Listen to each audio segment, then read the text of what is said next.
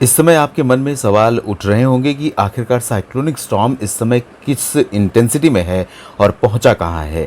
साथ ही साथ ये भी प्रश्न उठ रहा होगा कि ये किस दिशा में जाने वाला है। जाहिर सी बात है, जिस दिशा में जाएगा उसके आसपास के राज्यों पर भारी वर्षा देता हुआ आगे बढ़ेगा। तो हम आपको बता दें कि आज मध्यरात्रि यानी इस समय रात के 12 बज रहे हैं और ये 18 और 19 मई के बीच की रात है। 18-19 का दिन बीतने के बाद जब ये साइक्लोनिक स्टॉर्म आगे बढ़ते हुए अहमदाबाद को पार किया और इस समय अहमदाबाद से लगभग 50 से 80 किलोमीटर दूर उत्तर पूर्वी दिशा में आप यहाँ पर देख सकते हैं इस साइक्लोनिक स्टॉर्म को, और ये कमज़ोर होकर अब डीप डिप्रेशन में तब्दील हो गया है।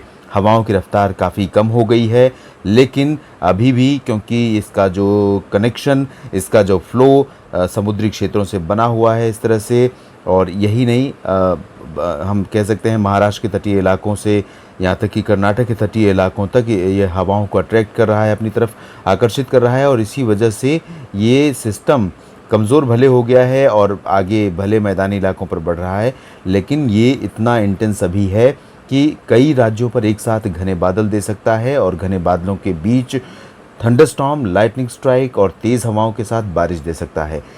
दक्षिण पूर्वी और उत्तर पूर्वी राजस्थान के कई शहरों में व्यापक वर्षा की गतिविधियां फिलहाल दर्ज की गई हैं बीते 12 घंटों में। गुजरात में तो अधिकांश जगहों पर कल लैंडफॉल करने के बाद इसने बहुत व्यापक वर्षा दी ही है। मध्य प्रदेश के भी पश्चिमी, मध्य और उत्तरी इलाकों में ग्वालियर, गुना से लेकर अशोकनगर और साथ ही साथ भोपाल और शाजापुर, दतिया, भिंड, मुरैना, इन सभी जगहों पर काफ़ी व्यापक वर्षा हुई है। इंदौर, उज्जैन, रतलाम, देवास, धार, मंदसौर समेत सभी जगहों पर बारिश हुई है। राजस्थान में भी उदयपुर, चित्तौड़गढ़, सिरोही, सवाई माधोपुर और साथ ही साथ जयपुर और आसपास के तमाम इलाकों में वर्षा की गतिविधियां दर्ज की गई हैं। और इसका जो मूवमेंट रहेगा आगे की तरफ, इस तरह से जो मूवमेंट रहेगा उत्तर भारत की तरफ, ये जब हरियाणा और उत्तरी पूर्वी राजस्थान के ऊपर पहुंचेगा लगभग यहाँ पर, तो राष्ट्रीय राजधानी दिल्ली में भी बारिश की गतिविधियां बढ़ सकती हैं। उम्मीद है कि आज रात में ही कुछ स्थानों पर अच्छी वर्षा राष्ट्रीय राजधानी दिल्ली और आसपास के इलाकों में शुरू हो जाएगी।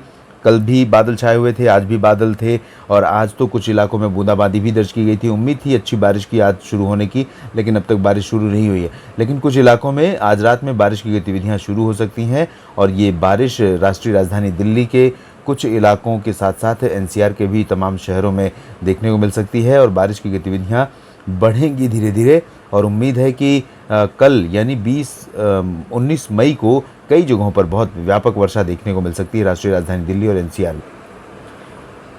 अगर हम मॉडल डेटा देखें 19 मई के मध्य का, तो ये आप देख सकते हैं दोपहर तक ये जो क्लाउड कन्फिगरेशन है वो बहुत व्यापक मात्रा में दिल्ली एनसीआर के काफ़ी करीब पहुंच चुका होगा। उत्तर प्रदेश के पश्चिम भागों से होकर के ये सिस्टम आगे बढ़ रहा है। ऐसे में पश्चिमी उत्तर प्रदेश भी प्रभावित होगा, दिल्ली एनसीआर भी प्रभावित होगा, साथ ही साथ उत्तराखंड में भी कई जगहों पर अच्छी वर्षा होने की संभावना है। लेकिन उत्तर प्रदेश के मध्य और पश्चिमी भागों में अपेक्षाकृत ज़्यादा वर्षा देखने को मिल सकती है, ये स्थिति रहेगी। और इसके साथ ही साथ हम आपको बता दें कि बंगाल की खाड़ी भी अब धीरे धीरे इंटेंसिफाई होने लगी है। बंगाल की खाड़ी में भी गतिविधियां बढ़ने लगी हैं, क्योंकि 20 और 21 मई के आसपास संभावना है कि अंडमान और निकोबार द्वीप समूह पर मानसून दस्तक देता है। आप ये देखिए, हवाओं की जो रफ्तार है वो बंगाल की खाड़ी में अब तेज़ दिखाई देने लगी है। तो ये हवाएं धीरे धीरे एक सर्टेन डायरेक्शन को पकड़ने लगी हैं और सर्टेन स्पीड यानी निश्चित दिशा और निश्चित गति के साथ ये हवाएं यहाँ पर पहुँचने लगी हैं। और अंडमान व निकोबार द्वीप समूह में अगले 2 दिनों में मानसून के आगमन की घोषणा हो सकती है 20-21 मई के आसपास। और उसके बाद यहाँ पहुँचने के बाद जब मानसून, दक्षिण पश्चिम मानसून इस तरह से उत्तर पश्चिमी दिशा का जो सफ़र है वो शुरू करता है, तब केरल के पास पहुंचता है और केरल में मानसून के आगमन की घोषणा होती है। केरल में इस साल सामान्य समय से एक दिन पहले पहुंचने की संभावना भारतीय मौसम विभाग ने जताई है। साथ ही साथ अन्य एजेंसियों ने भी समय से कुछ पहले मानसून के आगमन का अनुमान इस बार व्यक्त किया है। इस बीच एक और नया डेवलपमेंट है बंगाल की खाड़ी में। अगले 2-3 दिनों में एक नया मौसमी सिस्टम डेवलप हो सकता है। ये सिस्टम डेवलप होगा इसके मध्य और पूर्वी भागों पर, बंगाल की खाड़ी के मध्य और पूर्वी भागों पर। और इस सिस्टम का जो प्रभाव रहेगा वो संभवतः उत्तर पूर्वोत्तर भारत के जो राज्य हैं इन भागों पर रहेगा। यहाँ पर लगभग ये डेवलप हो सकता है। म्यांमार के और थाईलैंड के जो सीमावर्ती तटवर्ती इलाके हैं इन भागों के करीब अरब सागर में और बंगाल की खाड़ी में और उत्तरी अंडमान सागर के आसपास ये सिस्टम डेवलप हो सकता है। तो इस तरह से रहेगा आने वाले समय में मौसम, साइक्लोन का ट्रैक और साइक्लोन का प्रभाव किन राज्यों में होगा, इसके बारे में चर्चा की इस बुलेटिन में। अगले बुलेटिन में एक नई बात, एक नई जानकारी, नए विमर्श के साथ आपके साथ फिर जुड़ूंगा। आप बने रहिएगा मौसम तक चैनल के साथ। धन्यवाद।